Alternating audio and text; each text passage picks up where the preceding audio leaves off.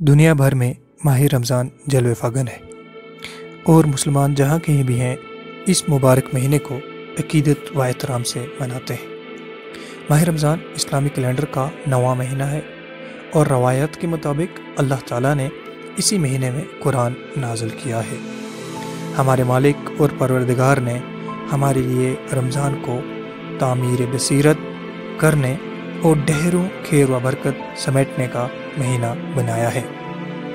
आइए इस रमज़ान को कुछ इस तरह गुजारने की मनसूबाबंदी करें कि अपनी अंदर की छुपी हुई सलाहियत को दरियाफ़त करें, इसको कुरान के ज़रिए परवान चढ़ाएं और नया साले पाकीज़ा अल्लाह का प्यारा इंसान बनकर दिखाएं।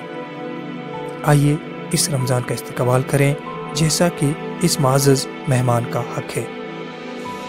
सामीन, रमज़ान में सवाब कहीं कहीं गुना बढ़कर मिलता है, इसीलिए लोग जोक दर जोक बल्कि ज़बरदस्ती लोगों का रोज़ा अफ्तारी करवाने के लिए पूरे महीने सड़क पर अफ्तारी करवाते हैं। तो क्या ही अच्छा होता कि वो लोग जो रमज़ान में अफ्तारियाँ करवाते हैं बाकी साल में भी इस काम को किसी न किसी तरह जारी रखें। इस मुबारक महीने में हमें चाहिए कि हम अपने आसपास देखें कि कोई हाजतमंद तो नहीं, हमें उनकी भरपूर मदद करनी चाहिए। जिस तरह से हम अफ्तारी के वक़्त अपने दस्तरखान सजाते हैं, इसी तरह हमें अपने ज़रूरतमंद भाइयों के दस्तरखान भी सजाने चाहिए ताकि वो अफ्तारी के वक़्त मायूस ना हो। हमें यतीम बच्चों का भी भरपूर मदद करनी चाहिए क्योंकि उनका कोई सहारा नहीं होता और उनको हमारी मदद की ज़रूरत होती है। हमें इस महीने में इस बात का भी एहसास होना चाहिए कि बाकी दिनों में एक गरीब आदमी दिन भर भूखा प्यासा अपनी ज़िंदगी कैसे बसर करता है। सामीन, हमें खासकर ईद के दिन को अपने गरीब ज़रूरतमंद भाइयों का ख्याल रखना चाहिए।